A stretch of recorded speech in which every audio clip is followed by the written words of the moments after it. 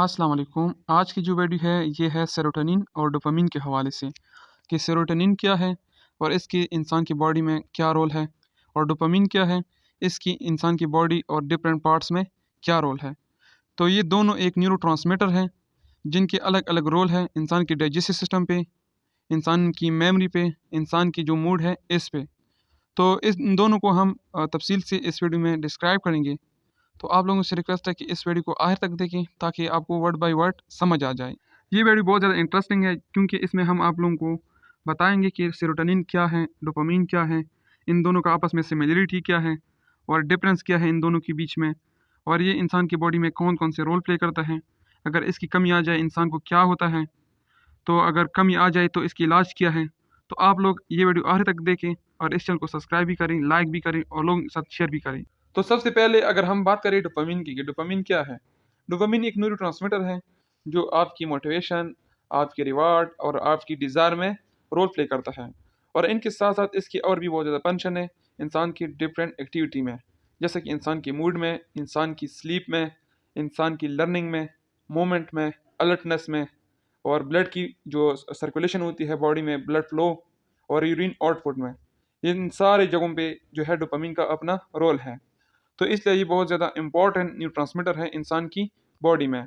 अगर हम बात करें सेरोटोनिन की, तो सेरोटोनिन भी एक न्यूरोट्रांसमीटर है जिनका अहम रोल जो होता है वो है मूवमेंट और डाइजेस्टिव सिस्टम है।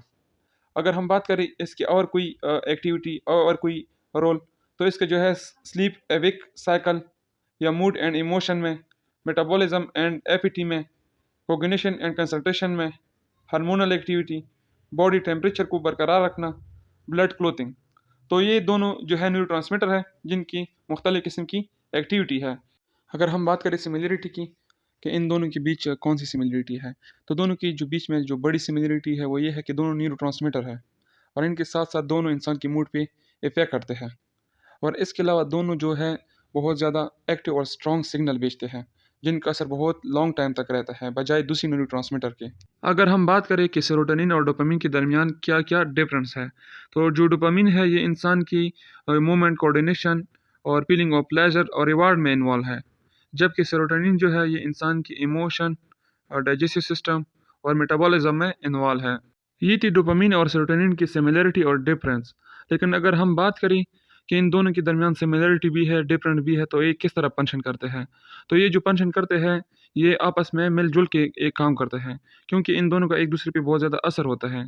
जब ये दोनों आपस में मिल के एक एक्टिविटी और या एक केमिकल को बैलेंस रखते हैं, एक खुद कुछ नहीं कर सकता, अगर एक बहुत ज़्यादा बढ़ गया तो दूसरे पे भी इसका इफेक्ट रहता है। तो इसलिए इन दोनों का आपस में रिलेशन होना बहुत ज़रूरी है। अब अगर हम बात करें सेरोटोनिन या डोपामिन की डिफिशियंसी के हवाले से कि अगर इसकी जो बैलेंस है इसमें फ़र्क आ जाए तो इंसान की बॉडी में और इंसान की जो साइकोलॉजिकली जो फार्स है उसमें क्या क्या डिस्टर्बेंस आ सकते हैं। तो न्यूरोलॉजिकल जो सर्जन है या इससे रिलेटेड जितने भी प्रोफेशनल के लोग हैं उन लोगों ने रिसर्च किया है कि अगर डोपामिन या सेरोटोनिन की जो लेवल है इसमें कमी आ जाए तो ये डिप्रेशन को भी कॉज कर सकते हैं, मूड डिसऑर्डर को भी कर सकते हैं, और इसके अलावा भी ये बॉडी के डिफरेंट पार्ट्स में खराबी पैदा कर सकते हैं, जो कि इस वीडियो में मैं आप लोगों के साथ वन बाय वन शेयर करूंगा। आप लोगों से रिक्वेस्ट है कि ये वीडियो आखिर तक देखें। सबसे पहले हम डोपामिन की डिफिशियंसी के बारे में बताएंगे कि अगर डोपामिन का जो लेवल है ये कम हो जाए तो इनसे क्या क्या मेडिकली और साइकोलॉजिकली कंडीशन आ सकते हैं। सबसे पहले पार्किंसन एक डिजीज़ है जो कि इंसान के दिमागों को लगता है, वो डिजीज़ भी आ सकते हैं।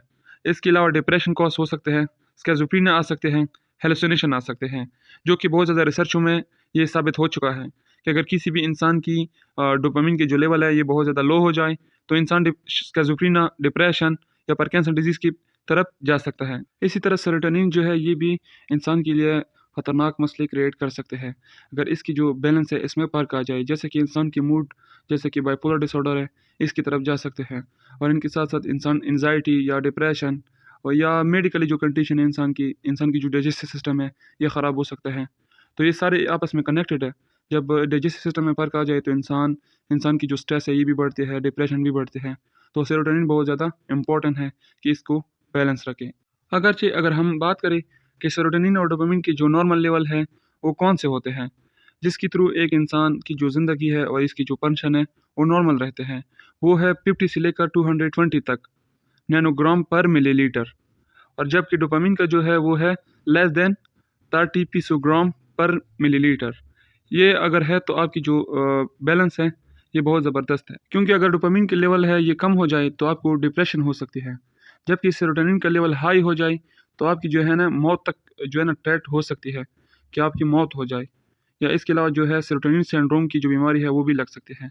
तो सेरोटोनिन की जो खतरनाक मसला है वो हाई होने से होता है, जबकि डोपामिन की जो मसला होता है वो लो होने से होता है।